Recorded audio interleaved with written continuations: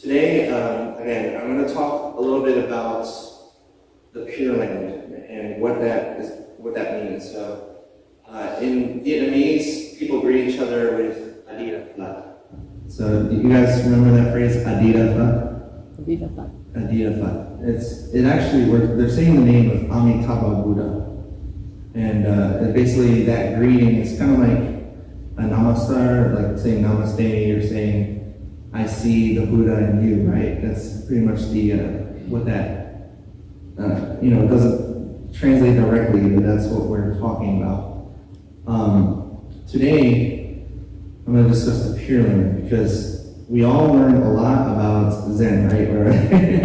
Zen is a sect of Mahayana Buddhism, right? So we have Theravada, which is the so-called earliest form of Buddhism, and they trace their lineage back to the Holy Canon, which we can get into the details later. But and then comes Mahayana, which means the greater vehicle, the bigger, like, sort of school of thought when it comes to Buddhism. All Mahayana Buddhism actually believes in the Pure Land. And there's a couple reasons for that. So I hope everyone is able to weather this summer day, but I think we're going to take a field trip to the Pure Land today. So last time I talked about the map to the Pure Land. Just without boring you with the details, what I'm depicting here is basically the Sukhavati Sutra, which means Sukhavati is a reference to the Pure Land. Basically, by map I mean nothing I'm saying here is without a source. There's a primary source and a secondary source. Primary sources are the sutras, which are like scriptures, and the secondary sources are monastics, particularly the elder monastics like Nagarjuna and Bodhi. Sorry, his name's something about Bodhidharma. So people of that sort of cloth are sources of this information. And also, I draw from our abbot, the Venerable Kai Kin, and his work. He did an amazing work on the Heart Sutra, and he mentions this a little bit. And also the Venerable Thich Nhat Hanh. So I draw from, like primary and secondary sources of what we're talking about here as far as the Pure Land.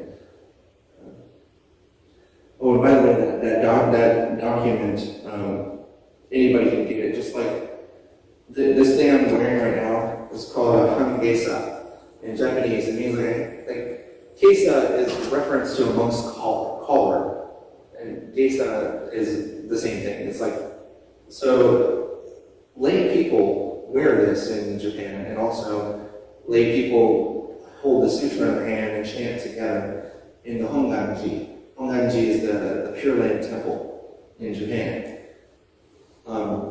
So we basically in Buddhism, in all of Buddhism, we talk about life in samsara, right? We talk about samsara is the description of the phenomenon of birth, life, death, rebirth. Okay, and there are many ways that people have described this, so I find. So not every sect, or not even every temple agrees how to talk about this, about samsara. But through our lives, we come to know what that means. It means we experience dukkha, which is, again, I translate dukkha as deficiency, and oftentimes we hear it as suffering. But no matter where we are in our life, in that cycle of birth, life, death, rebirth, there is dukkha. Something is not quite right there, right? So, and even if we get deep into the practice of Buddhism, even if we, do all the tenets, follow the Noble Eightfold Path, the Brahmaviharas, which all these different things, we're not going to transcend samsara, at least not unless we do it through rigorous merit. Okay? And that takes some serious dedication and devotion. And the reason for this is because one of the main teachers of Pure Land Buddhism in Japan, his name is Shinra, he said the condition is mappo, which is those Japanese words up there. It means that eventually in your life you're going to face an upheaval of some kind. Maybe multiple upheavals, maybe life to you seems like that. So luckily there is a prescription for this ailment of mappo. So thank you.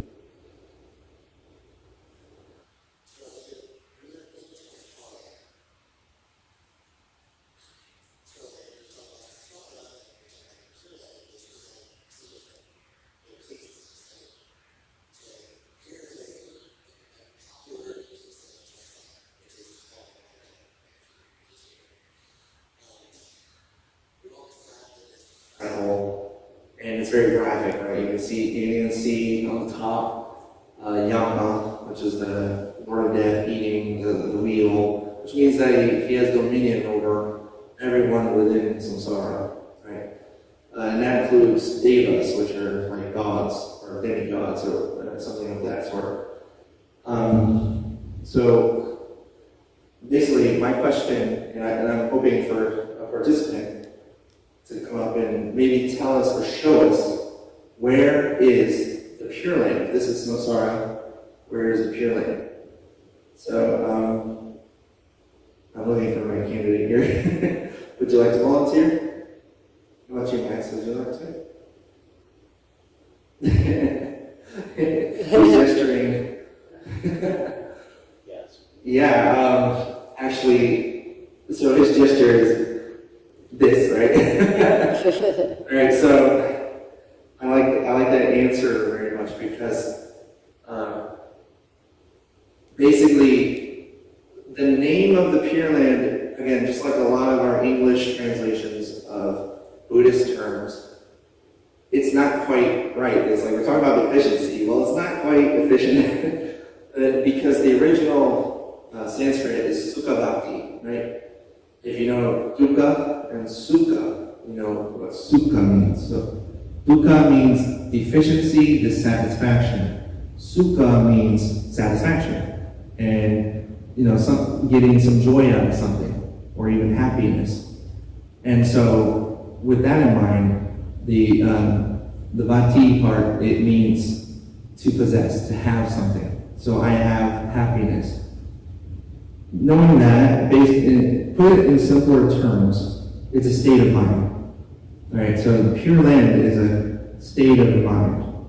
And whether it's in the here and now or the hereafter, the Sukhavati means, like the Pure Land means, the state of mind. But in order to get there, and some of the women's group might see this as familiar, in order to get there, we need to cross the shore, in quotes. So, what do I mean by that? We must cross the shore. In my studies, I found this concept to be a bit difficult because I didn't really understand Buddha's instructions.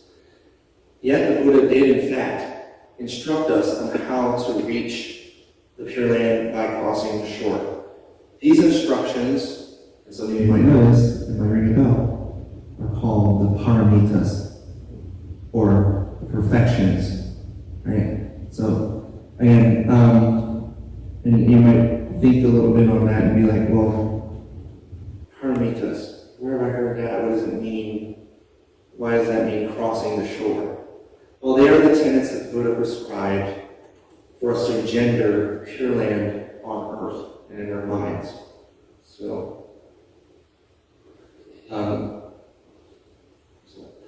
these are the perfections. The first perfection is generosity. Second is virtue and morality. Virtue or morality, whichever you like. Third is patience or tolerance. The fourth is applying our energy. The fifth is jhana or if you like, Zen. And finally, the sixth is wisdom. And don't worry, I'll go through these, so don't. But the other thing is that what we hear often in the Buddhist community and people asking about the perfections is, well, if they're called the perfections, how can I achieve perfection? Well, again, that's one of those situations where English doesn't quite get at what we're talking about here. By the paramitas, we're talking about something that is the most distant, something that is the most excellent, or the most chief of all things, right? And it has a double meaning, like a double entendre, where it means to be on the other side, from the complete opposite side from where you are. That's what we mean by crossing the shore. We're talking about, we're here in dukkha, we're here in suffering. We need to cross over to sukha, or that is not suffering, cessation of suffering. So, we're not striving, we can't expect to be perfect. That is not the practice. The practice is striving for perfection. It's very, very different, and it could mean striving for perfection on either one of the paramitas, either one of the perfections. So hopefully we can try to accomplish it throughout our lives, but it's like asking a horse to jump over your house, So again, I'm going to highlight each of the perfections. The first is generosity. This is much more than merely giving things to others. It's about having the right intentions and imbuing all that we give with utter kindness.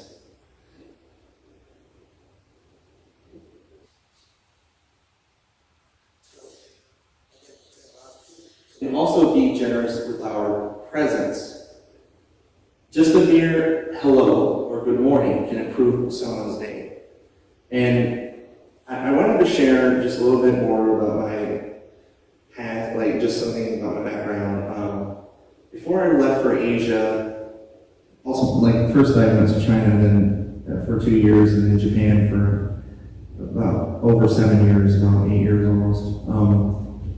And when I returned to the United States, first of all, I had been telling all my students the whole while, the ones I was teaching English, I was like, in America, we're very gregarious, we're very friendly, and we tell each other good morning, how are you doing? And if we bump into each other in the supermarket, we say, excuse me. And if you see someone who can't reach or something, we say, oh, let me get that for you. And then, but when I came back, and of course, it was after COVID and all that, I was in for a rude awakening. And basically, I landed in Newark Airport, okay? If anybody's been there, I immediately was I wanted to get out of there. So I went from Narita Airport, which is the most pristine airport in the world, and I go over to Newark, and I'm like, hey, how's it going? And she's like, can I help you? And this woman, she's on her phone, and I'm like, hi, yeah, I don't know where the gate is for my baggage, and she's like, ugh. She's eating something at the desk.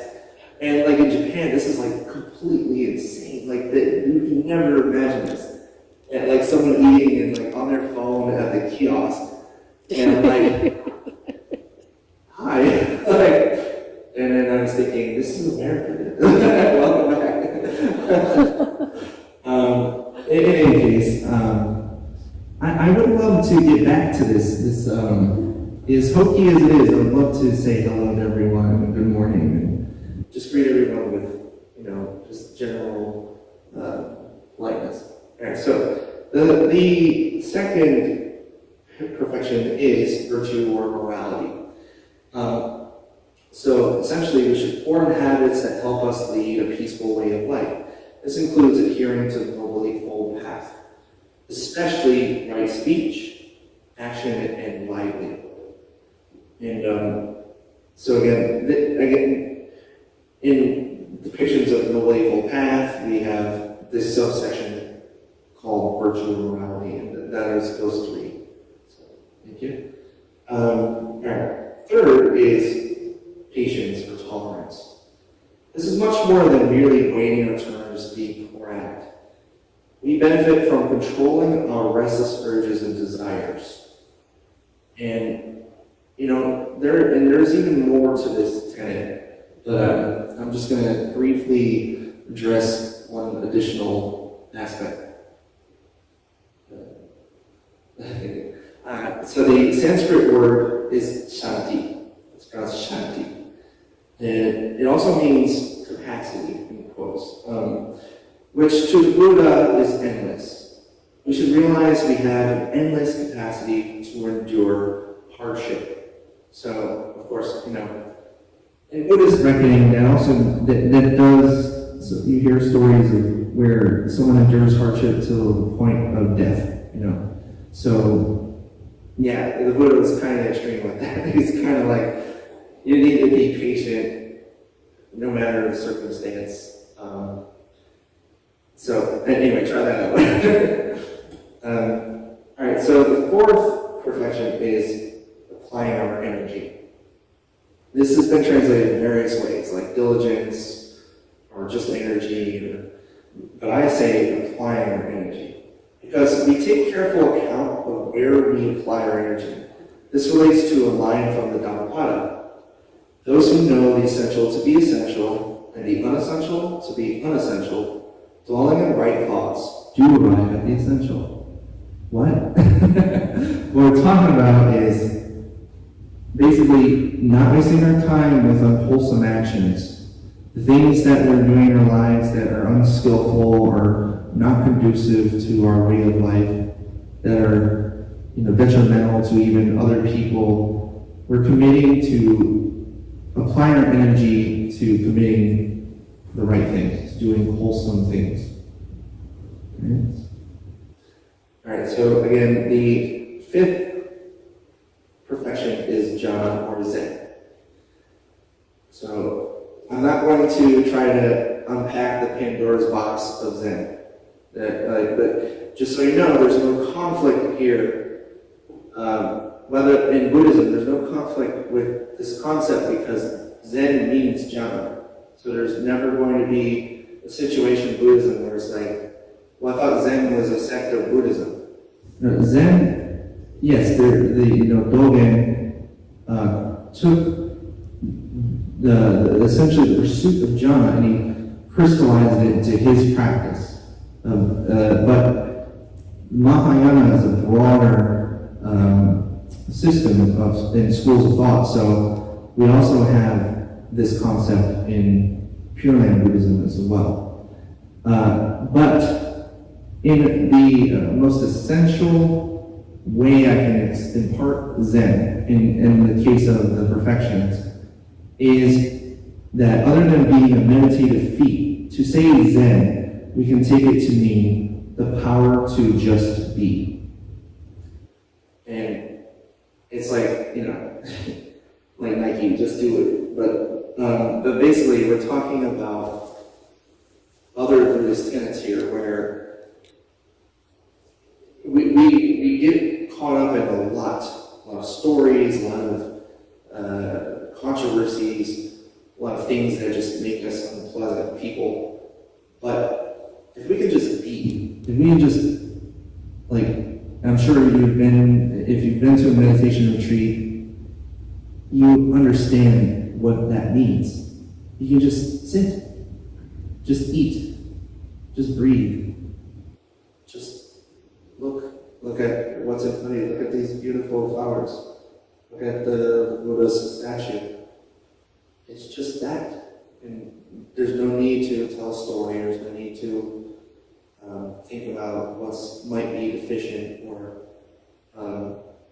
that essentially is Zen, and the tightest nutshell I can pack it in. And finally, the sixth perfection is wisdom.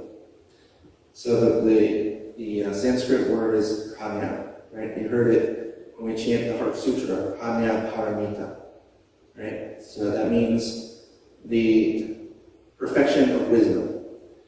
In short, Panya is distinct from all other forms of learning. It's the perfection of understanding the Dharma. That said, Panya is not easily understood. In fact, I had to draw from the time I spent in Japan to somewhat understand what we mean by this. And I know, so I'm going to take you a little bit more into this journey, but please bear with me, okay? Because it's going to be a little bit of a leap, but if you bear with me, you'll see where I'm going with this, okay? So, all right, so there's this concept in Japan known as aimai, which means ambiguity, or like not sure, like just not being sure about something. And ambiguity is actually something, I think, it's like an undercurrent in a lot of Buddhist study, but people just can't really wrap their heads around it. And it's because, well, Uno says, Taitetsu Uno, the author of River, Fire, and Water, says, Buddhism does contain a strong dose of psychological methodologies, but its primary concern is confronting the problems of suffering, evil, and death. And this may have no rational answers. So, wisdom ultimately has no concrete description in Buddhism. As Westerners, we often think things need to make sense, in quotes, to us. But this need for things to make sense often gets in the way of the practice itself. Rather than trying to make sense of our suffering, we should strive to understand to, one, let go of suffering, and two, alleviate the suffering of others. And that second one is of primary concern in Mahayana Buddhism, and especially Pure Land, alleviating the suffering of others. All right, so in Japanese, the word aimai has a homophone. That's a word with the same sound, but has two different meanings, or maybe more, two or more. I think it's no accident that the homophone for ambiguity refers to synchronized dance in no theater, which is pictured here. See how they're in sync with each other. It's like a perfect display of this artistic expression. And if I'm to be honest with you, when I was talking about no theater with my students in Japan, I was trying to understand what was going on, and they were like, I don't know either. so basically this is an artistic word in reference to stage dance choreography. Each person is in sync, but their actions throughout would be ambiguous without the correct context. The correct context. In other words, wisdom. And Japanese people would, again, they would tell me that they had no idea what was going on themselves. But here we also see an embodiment of non-duality. The characters of the play have different roles, but are in sync nonetheless. And in fact, synchronicity goes beyond the stage. It also goes to, like right now, like you're looking at me and I'm talking to you. But we're all immersed in the same practice. We're just doing different roles.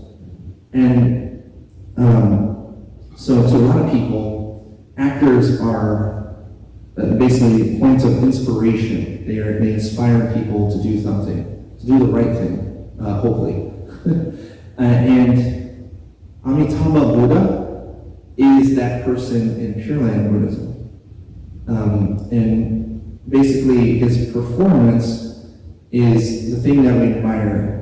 But what is that? What am I talking about? Well, again, the synchronicity of, like, let's say, when we're chanting, when we're committing to the practice, this is actually what we mean by the practice. By synchronizing our practice as a sangha and in our community, we're helping our fellow practitioners cross from one shore to the other, from dukkha to sukha, from suffering to the cessation of suffering. And so basically, knowing that, my hope is that when you eventually cross that threshold, open those doors and see the beautiful sun. The sun is beaming right now, even though there's a tropical storm. You're going to see this and you're going to be like, I'm in the Pure Land. Especially after what we practiced today. So, what I'm about to show you, or like what we're going to demonstrate really briefly, and then we'll wrap it up, is reciting the names of the Buddhas in one phrase. Alright, so the Chinese characters up there, which again they're actually derived from my Japanese practice, but it's called Ninbutsu, or Nyanfo in Chinese, but it means, so the Nin over here comes from the two characters now and mind, and the other character, it means Buddha. So what we're talking about here is essentially we're anchoring our mind in the here and the now, and therefore the Buddha can arise. And so that is essentially, in the shortest way I can phrase it, that's what we're talking about. So just briefly, if Jerry or someone back there, could you just get the lights really quick? We're going to do a short practice. Like a minute or two. All right, thank you. So, basically what I'm going to do is chant the Ninbutsu. And if you feel like you want to join in, you may. And if, it's fine. But at least I would like everyone to close your eyes. And we're not holding it slit because, not like Zazen. We're just closing our eyes and hoping that it's dark.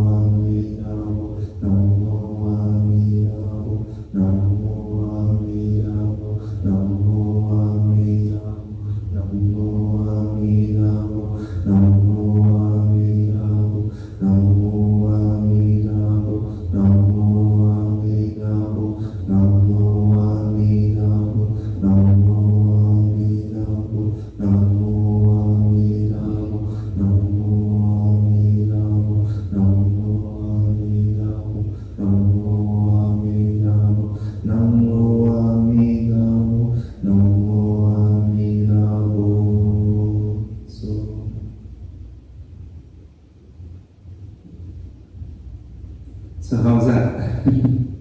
Peaceful. Peaceful, yes. Yeah. That is what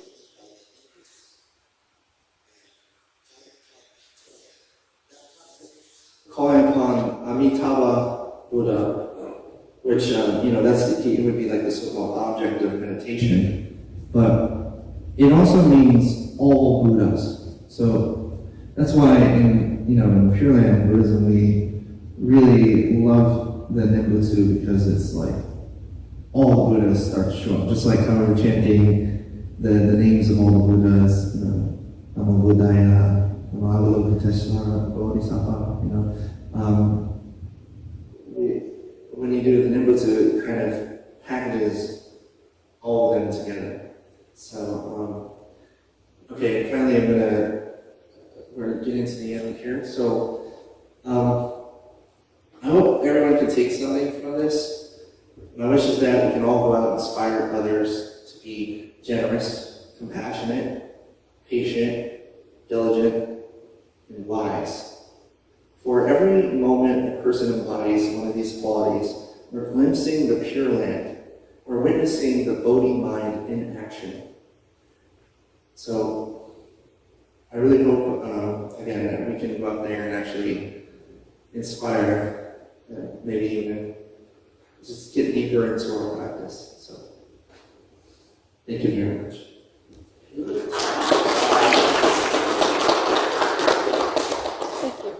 This is a good topic. You have comment? Yeah. So you talked about Pure Land before, right?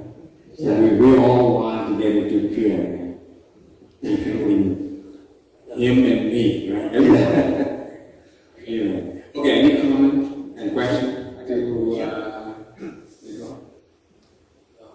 If Amitabha means all Buddhas, what does Amitabha mean? Oh, okay, so that's a good question. I hope it doesn't confuse anyone.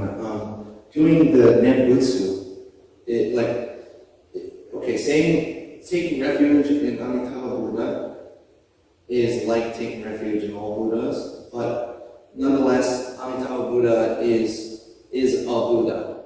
So his name translates to the source of infinite light and infinite life.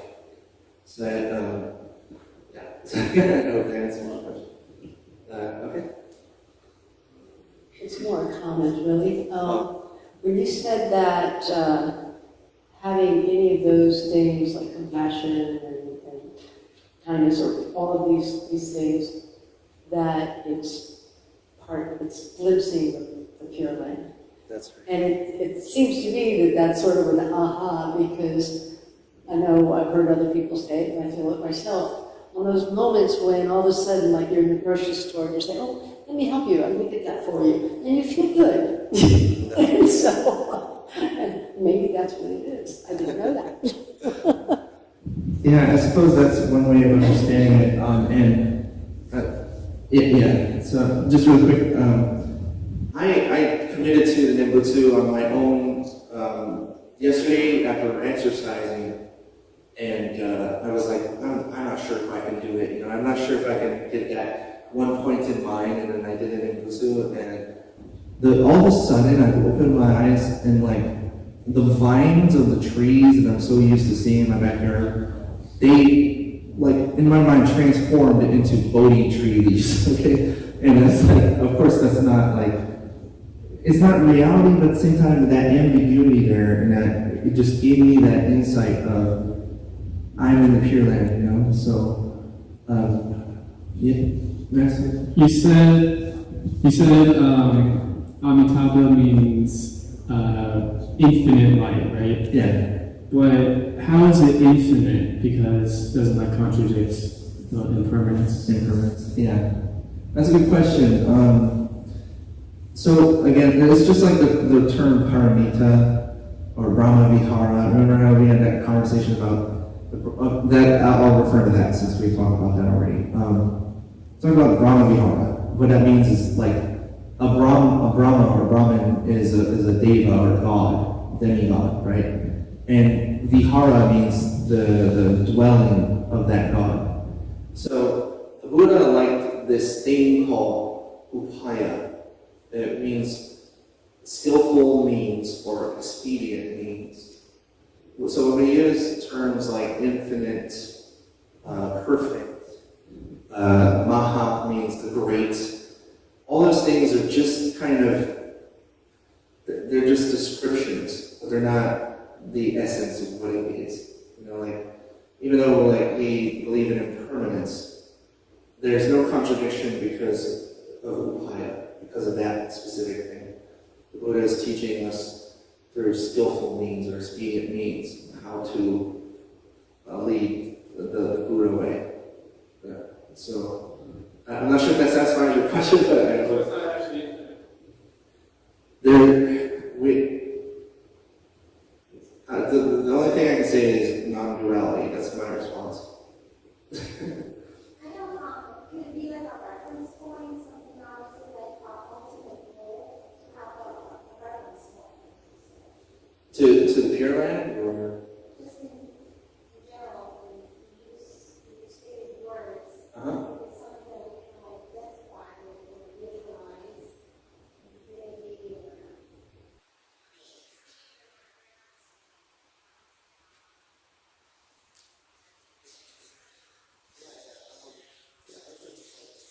Yeah, it is as well, yeah. You know, basically, I would just say, you know, see for yourself, practice. Like, when I started doing the Nimbutsu and things like that, I was very skeptical, like when we talked about Amitabha Buddha being infinite light in life. I was like, to be honest with you, I was very skeptic. But, I mean, you know, the practice is really where you start to see the actual merit of it all. So. Okay, I think that's really late now. Thank you. Listen to Nicole. I see through how much time he start working on it. Yeah, I already, you know, I'm surprised to see the deep side of what you do.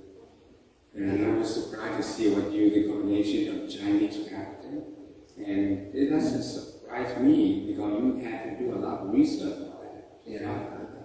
So appreciate it, you know. We see that Nicole is a very regular member like us in this Buddha Hall now. When he been studying Buddhism, how many years now? I think about 12 years. 12 years? Yeah. That's surprised me, and I really admire about it. You see? So appreciate the work you put it on, and keep it ready. Someday, you know, we will ask you to step up and give us a talk again, right? Thank you, sir. Okay. So